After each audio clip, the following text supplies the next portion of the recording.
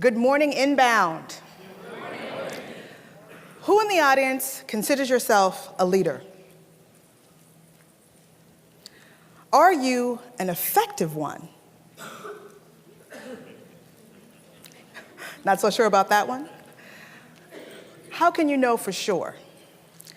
As the CEO of an international consulting firm that specializes in professional development, I've had the opportunity to work with and learn from a number of phenomenal leaders around the world.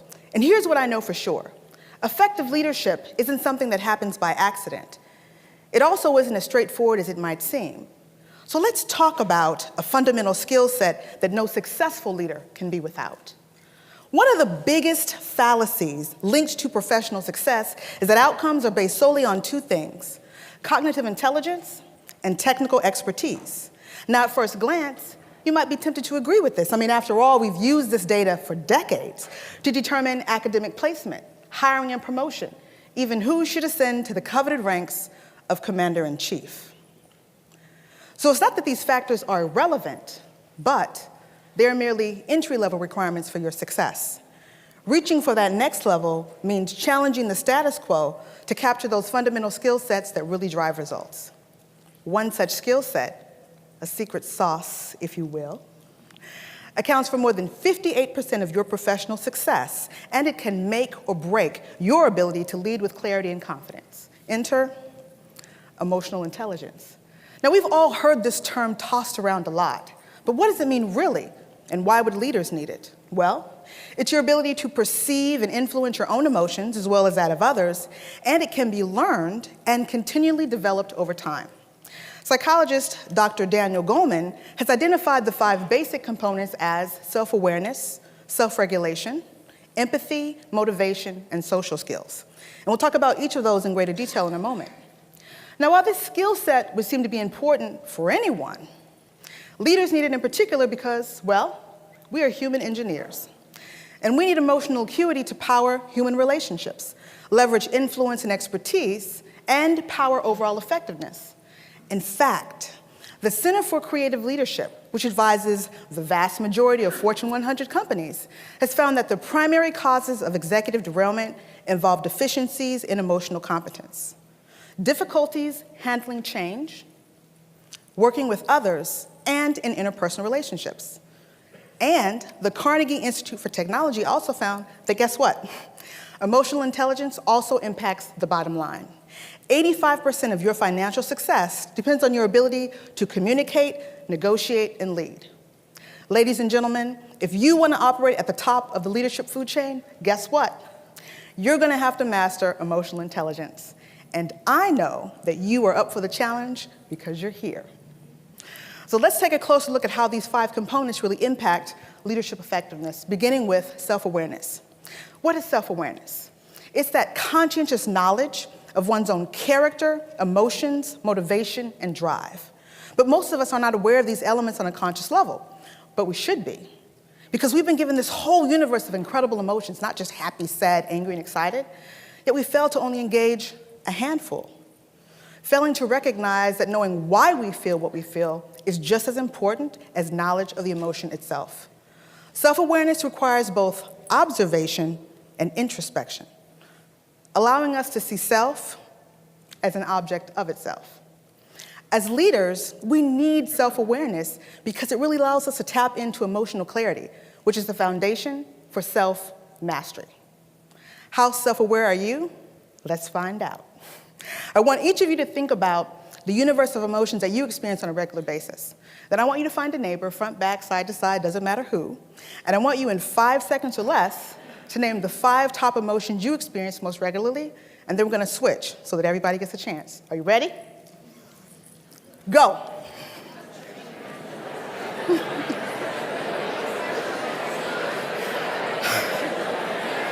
Switch.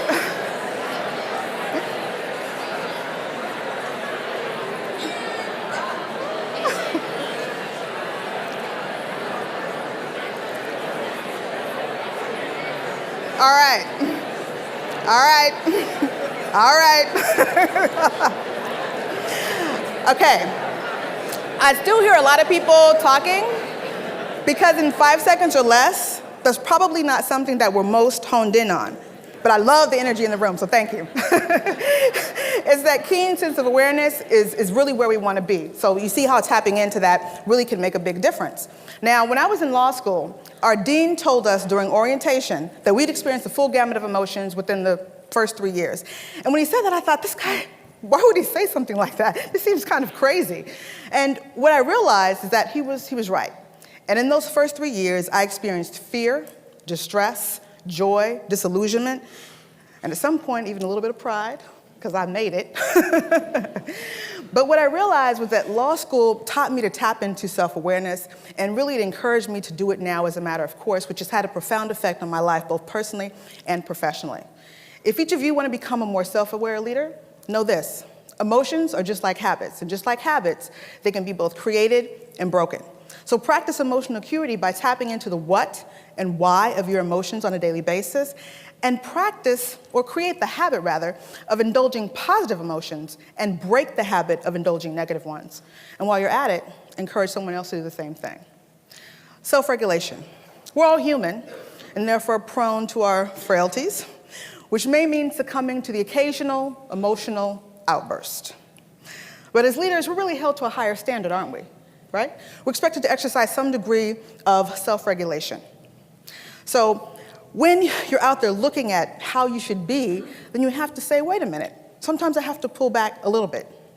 Think about the last time that you failed to self-regulate and what those consequences were.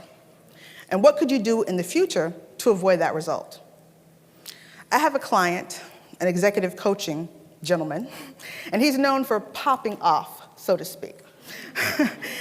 And sometimes, it gets him into trouble. Recently, he punched someone in the face in a public setting, which had its own legal consequences, and we knew it was time for an intervention. While we knew that it's important for him to tap into his emotions, we also knew that he wasn't really thinking about the consequences in advance. And here's the thing.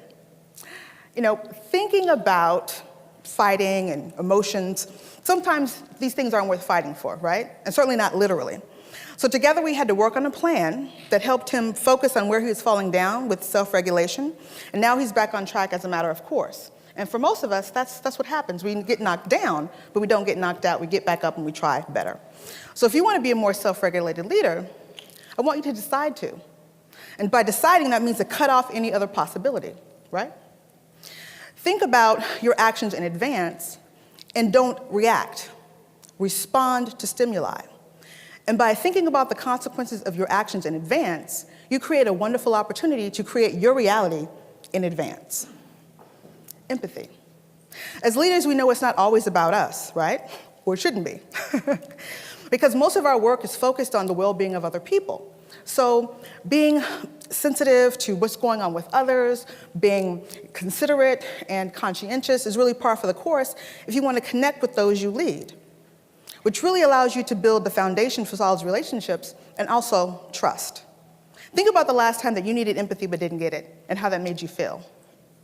How can you be empathetic for someone else when it matters the most? A colleague recently shared an experience about domestic violence, and it was pretty rough, as you might expect. Well, to get through the aftermath, she often needed time away from work or time away from her desk when she was at work. And what made the whole thing for her bearable was that her boss was empathetic to her plight.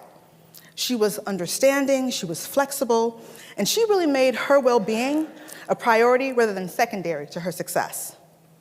If you want to be a more empathetic leader, focus on, very conscientiously, being more curious, compassionate, and generous for others. And something that's really practical that we don't think about is active listening. There's a big difference between hearing something and active engagement, right? Empathetic leaders are the kind that really develop relationships that land and stand the test of time because they're built on the things that matter the most. Motivation. Intrinsic motivation is at the heart of effective leadership because as leaders, we don't have the luxury of waiting for someone or something to light that fire under our backside. We don't. We're on the front lines, and those reserves have to come from us. So if you're waiting for them to come from someone else, friends, you're going to have to conjure it up, right? I want you to think about what really gets you up early and keeps you up late And what are you willing to do to go ahead and capture that, right? Now, we all know someone who's passion drunk, because everybody's passion drunk, right? But rarer is the person who has that, as my mom would say, true gritty. Angela Duckworth would say, true grit, right? They have this burning desire to succeed despite their circumstances, and they have that mindset that's completely unbreakable. And what they've recognized that most people don't is that destiny is a creation rather than a revelation, and they've been willing to stake a claim to that reality. The question is, are you? If you want to be a more motivated leader, you've got to combine your passion along with true grit and execute a strategic plan that allows you to move your goals forward. When you do this, and you have to do this on a daily basis, that's the way you get results. And finally, last but not least, social skills. As leaders, we all need above average social skills because why? We're always dealing with people. You just can't get around it, right? So building rapport, having those great communication skills and conflict resolution skills are really par for the course as human engineers. So I want you to think about your own social skills. Where are you weak and where are you strong? And I want you to commit to improving at least one of those weak skills before you leave Inbound. And since we have a full day ahead of us, you can go practice with everyone here at Inbound, okay? So think about that. Now, I live in Washington, D.C., a place where having social skills is a thing.